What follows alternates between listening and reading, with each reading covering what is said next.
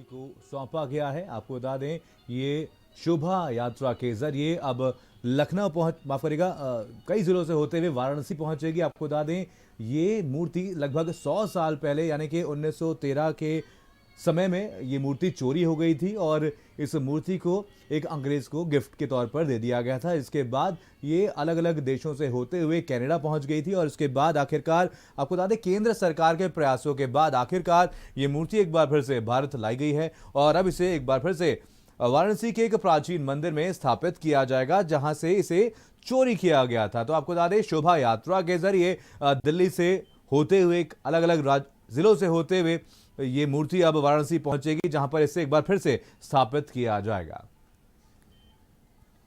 अवैस उस्मानी हमारे साथ हमारे संवाददाता इसी और जानकारी के साथ जुड़ गए। अवैस अपडेट दीजिए। देखिए भारत के लिए महत्वपूर्ण दिन है। आज 100 साल बाद अन्नपूर्णा देवी की मूर्ति जो है वो भारत आई है और आज ये उत्तर प्रदेश जा रही है। हमारे साथ केंद्रीय मंत्री एसपी सिंह बघेल जी मौजूद हैं। सर किस तरह से देखते हैं इस बहुत महत्वपूर्ण दिन? जैसा आप सबको पता है कि लगभग 100 साल पहले शिव की नगरी काशी से मां अन्नपूर्णा देवी की प्राण प्रतिष्ठित मूर्ति चोरी हो गई थी जो इंग्लैंड होते हुए कनाडा पहुंची। देश के यशस्वी प्रधानमंत्री श्री नरेंद्र मोदी जी के वजह से उनके सहयोग से उनके द्वारा मूर्ति का आगमन हुआ। आज यहां से शोभा यात्रा के द्वारा वाराणसी अपने मूल स्थान पर स्थापित होंगी। सर उत्तर प्रदेश के लिहाज से कालखंड में माँ को उनकी मर्जी के बिना कोई ले जा नहीं सकता और उनकी मर्जी के बिना कोई ला नहीं सकता। उस कालखंड में उन्होंने जाना समझा और इसके बाद शायद ये ऐसी इच्छा रही होगी कि जब देश में मोदी प्रधानमंत्री बने तो उनके द्वारा ही मैं उनके कालखंड में भारत में आऊँगी।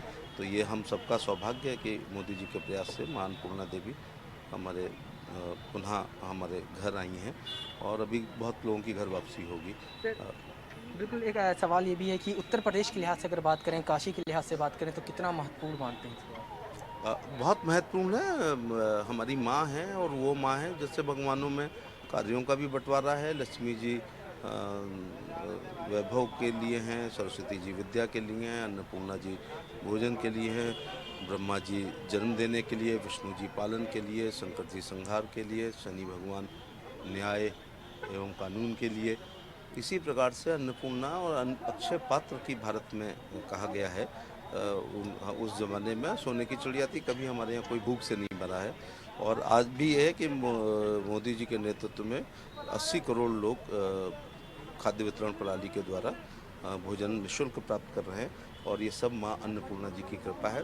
संभवतः उन्होंने इसी समय मोदी जी के कार्यकाल में ही भारत वापसी, घर वापसी का मन बनाया होगा। पुनर्विस्थापन यात्रा जो है वो निकाली जा रही है। दिल्ली से रवाना हो चुकी है, गाजियाबाद जाएगी, फिर गौतम बुद्ध नगर जाएगी, अलीगढ़ जाएगी और फिर कानपुर, अयोध्या होते हुए काशी विश्वनाथ जाएगी। किस तरह से तैयारियाँ होंगी? हमारे यहाँ जब भी कोई धार्मिक त्यौहार होता है तो शोभा यात्रा होती है।